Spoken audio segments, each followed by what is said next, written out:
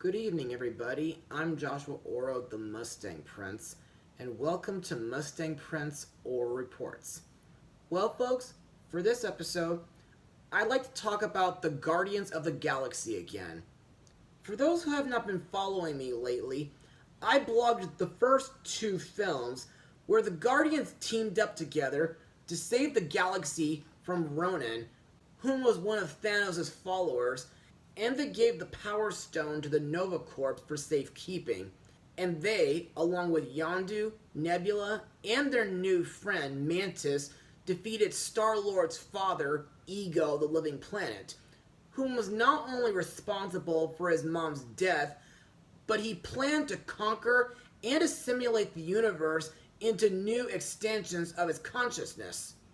Plus, a couple years ago, I've included the Guardians ride, Mission Breakout, on my top 15 attractions at Disneyland Resort. However, I do hope to someday experience Cosmic Rewind at Epcot. Also to note, during the events of Avengers Infinity War, the Guardians got to team up with Earth's mightiest heroes to stop the evil Mad Titan Thanos from getting all 6 Infinity Stones, despite the fact that Gamora lost her life due to Thanos sacrificing her on Vormir, and after succeeding in getting all 6 stones, he disintegrated half of all life in the universe, including most of the Guardians. 5 years later, during the events of Endgame, Rocket and Nebula got to help the Avengers use the quantum realm to travel through time in order to obtain the stones so that they can resurrect everybody whom was snapped. After defeating Thanos, the Guardians were joined by Thor for a while until he learned that several gods were being slaughtered by the God Butcher. And of course, last year, the Guardians received a Christmas special on Disney+. But for more details on that, I'll save it for this coming holiday season. Anyway, what I'll be blogging today is the Guardians' third solo film in the MCU. But, is it as good as the previous 2 films? Well, let's find out. Released on May 5th, 2023, the movie is Guardians of the Galaxy Volume 3. And now, on for the plot of the movie.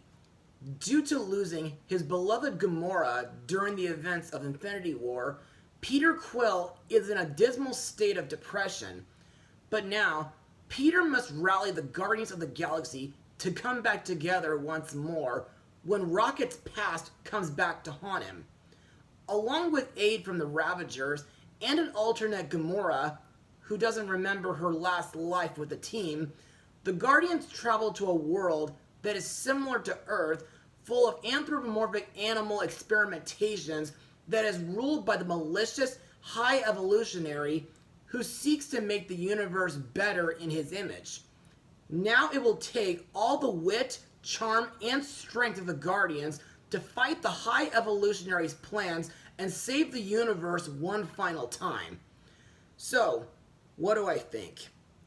Well, despite the fact that I never saw it in theaters due to Peter Pan performances with Musical Theater Village, I thought this movie was absolutely awesome. And to further explain why I think so, let's move on to Mustang notes.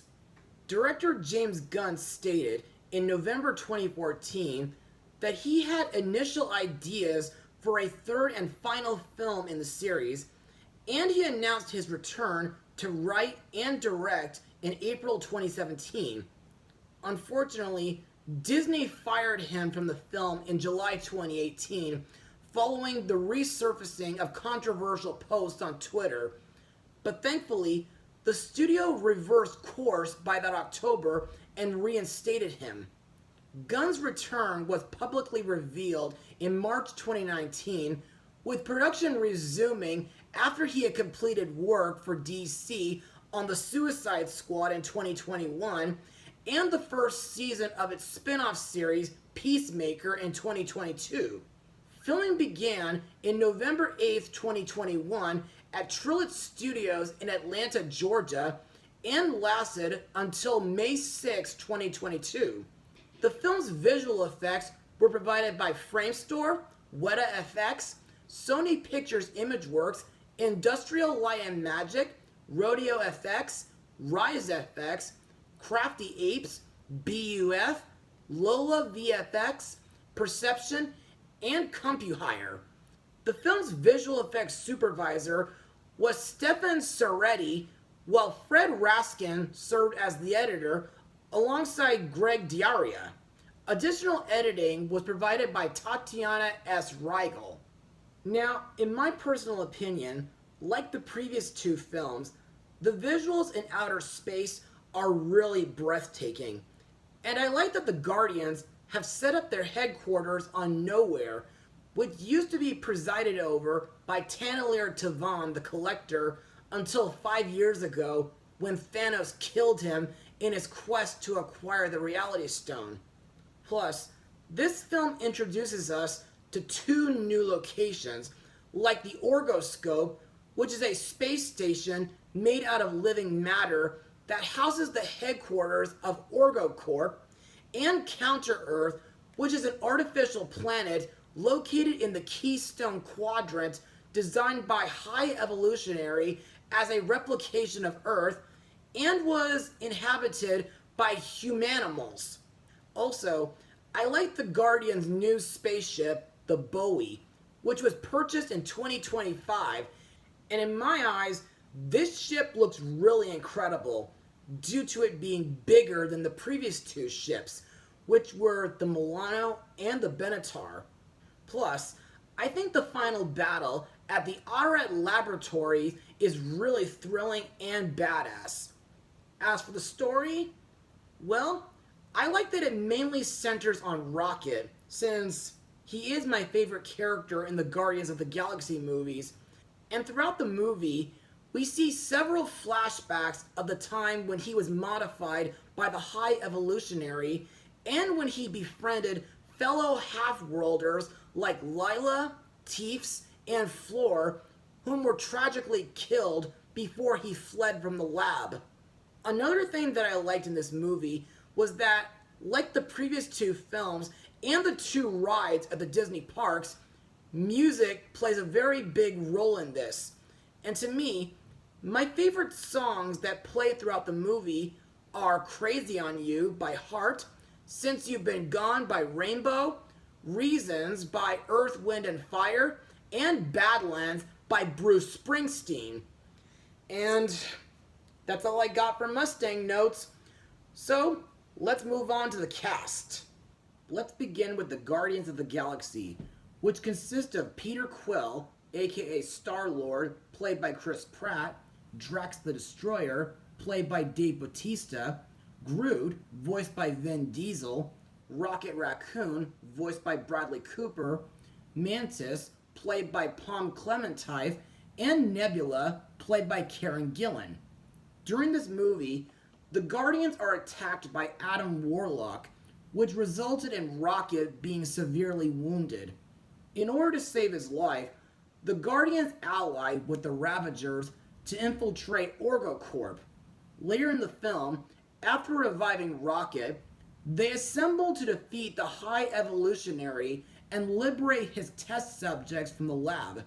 Returning back to Nowhere, 5 of the original Guardians elected to leave the team and live individual lives. Rocket was then appointed as the new leader and led a new iteration of the team.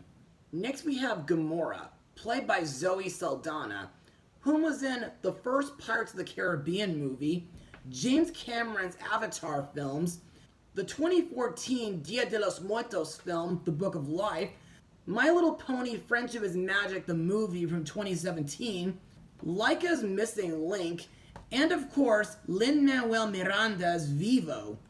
Now, I must remind everybody that this version of Gamora is an alternate version from 2014, since the Gamora whom Star-Lord loved was killed on Vormir 5 years ago. Anyway, during this movie, about 3 years after Thanos was disintegrated, Gamora joins the United Ravagers and joins up with the Guardians of the Galaxy in infiltrating Orro Corp in order to save Rocket Racoon's life. Also, throughout the movie, Star-Lord attempts to trigger a relationship with her, much to her irritation. Plus, in my opinion, like her alternate self, Gamora is very aggressive and ruthless, and she also has a no-nonsense personality. Next up, we have Kraglin, played by James Gunn's brother, Sean Gunn. For those who may not remember, Kraglin was Yondu's second-in-command in the Ravagers. During this film, while living on Nowhere, Kraglin is still struggling to control his Yaka arrow, much to the mockery of his acquaintances. When the Guardians leave Nowhere to save the life of a wounded Rocket, Kraglin is left in charge until their return. Some of my favorite scenes involving Kraglin is when he pilots Nowhere to the orbit of Counter-Earth to assist in the evacuation of the High Evolutionary's experiments, and when he finally mastered his Yaka arrow after being encouraged to use his heart by a vision of Yondu. Next on our list is Cosmo the Space Dog, voiced by Maria Bakalova, whom I remember from... The Bubble. I swear, my parents will pay for having me sit through that Netflix atrocity. Anyway, Cosmo is a Labrador who possesses enhanced intelligence, and she was sent into outer space by the Soviet Union in 1966 as part of their space exploration program. She was found by the Collector, who kept her on display in his museum on Nowhere, where she was given a collar that allowed her to telepathically speak with others. After the museum was destroyed by the Power Stone, Cosmo was freed and continued to reside freely on Nowhere. A decade later, she reunited with the Guardians of the Galaxy and officially joined their team as they worked together to rebuild Nowhere as a community and their headquarters. My favorite scenes in this film that involve Cosmo is the part where she helps defend Nowhere when it came under attack by the High Evolutionary's Hellspawn, and when she manages to use her powers to stop the ship from colliding into Nowhere. Also to note, while Cosmo is a very loyal and caring dog, she can also be very sensitive due to her dislike for being disrespected by others, like when someone calls her a bad dog, for example. Next we come to Aisha, the Golden High Priestess of the Sovereign, once again played by Elizabeth Debicki, whom was in the Peter Rabbit movies and Valerian and the City of a Thousand Planets. Back in Volume 2, Aisha hired the Guardians of the Galaxy to protect Analog's batteries from an obelisk. But after Rocket stole several of the batteries with the intention to later sell them, she became enraged and sent her fleet of Omnicrafts to kill them. After a couple failed attempts, Aisha then created the Sovereign's greatest weapon, Adam Warlock, to finally get revenge on the Guardians. And during this movie, Aisha is shown working with the High Evolutionary to capture Rocket Racoon before she was caught in an explosion on Counter-Earth and killed by her creator. Next is her son, Adam Warlock, played by Will Poulter, whom was in the third Narnia movie, We're the Millers, and 2 of the Maze Runner movies. This guy is tasked to kill the Guardians of the Galaxy and capture Rocket, only for his efforts to be thwarted by the Guardians several times throughout the movie. To me, Adam is a bit of a childish and naive sovereign, despite being the best of his race. However, despite his violent actions, he is still pure at heart due to his youth and naivety. Plus, even after being drastically weakened in an explosion and nearly getting killed after trying to attack the Guardians, I'm glad that they rescued him and took him to safety on Nowhere, which is where Adam learns the true meaning of helping people in need and that everybody deserves a second chance. Also, I liked the part where Adam redeems himself by saving Star-Lord from dying in space, and when he joins the new Guardians roster under Rocket's leadership. Next we come to his pet Visaki, Blurp, vocalized by veteran voice actor D. Bradley Baker. Not much to say about this little guy, other than the fact that I find him to be pretty cute, and I find it pretty funny that his favorite song is Baby Shark. Another character to talk about is Phyla, played by Kai Zen, whom was in the Lego Movie 2 and Chippendale Rescue Rangers. Phyla is one of the Star Children, a former fish that was genetically engineered by the High Evolutionary. During their capacity, Phyla and the other children befriended Drax, who, along with the Guardians of the Galaxy, saved all the captured children and brought them to nowhere. To learn how to use her powers, Phyla joined a new lineup of the Guardians led by Rocket Racoon. To me, Phyla is a brave individual, and she has a great sense of compassion and empathy. Finally, we come to the Guardians' new nemesis, the High Evolutionary, played by Chukwudi Iwuji. I hope I'm pronouncing that right.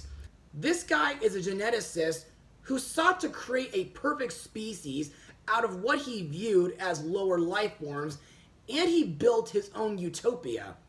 Founding his own research company, Orro Corp, as a front for his genetic engineering experiments, he was responsible for the creation of numerous life forms across the galaxy. With the intent to form a flawless civilization evolved from animals for Counter-Earth, High Evolutionary abducted and illegally evolved creatures such as Rocket Racoon through bionic means, but the raccoon provided him the key information for developing humanimals. High Evolutionary still planned to dispose of Rocket and his fellow subjects, but Rocket managed to escape and maul his face, forcing him to wear a prosthetic face mask and cybernetic implants. Many years later, High Evolutionary sought to acquire Rocket for his genius intellect in order to improve his experiments, as he deemed his current humanimals to be imperfect and slated them to planetary destruction. This put him and his company into conflict with the Guardians of the Galaxy, who defeated him, liberated his test subjects, and mortally wounded him. Due to the self-destruction of his lab, Drax carried High Evolutionary to safety, and Rocket imprisoned him on Nowhere for his crimes. Other actors in the film include Linda Cardellini, Nathan Fillion, Sylvester Stallone, Seth Green, Jennifer Holland, Judy Greer, Molly Quinn, and my favorite, Tara Strong, whom I've met last year via GalaxyCon. And now on to my final words. Overall, Guardians of the Galaxy Volume 3 is an amazing film, and it's got to be one of the best superhero films that I've ever seen this year, up there with Miraculous Ladybug and Cat Noir the movie, and Ant-Man and the Wasp Quantumania. The visuals and cinematography are amazing, the action and fight scenes are fantastic, and the new locations range from interesting to eccentric to weird. Also, I like that Rocket Racoon serves as a main character in this movie, and he had a very thought-provoking and emotional backstory. The other Guardians are memorable, sympathetic, hardcore, and funny at times. The villain is narcissistic, sociopathic, but very charming, and the songs featured throughout the movie are very catchy to listen to. However, this is a film that I wouldn't recommend for younger audiences due to some adult language and scenes that may chill up your skin. But anyway, with all that said, it gives me great honor to award this movie with a full 100%. Well, that's all for now. Be sure to join me for my next blog, Mustang Power. Oh, and welcome to the Guardians of the Galaxy.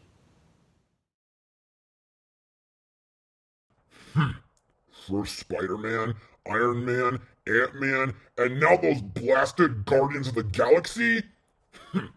What'll that Mustang Prince be blogging next? Well, why am I not surprised? Especially since San Francisco Square is almost ready to open at Disney California Adventure. But we'll see. We will see.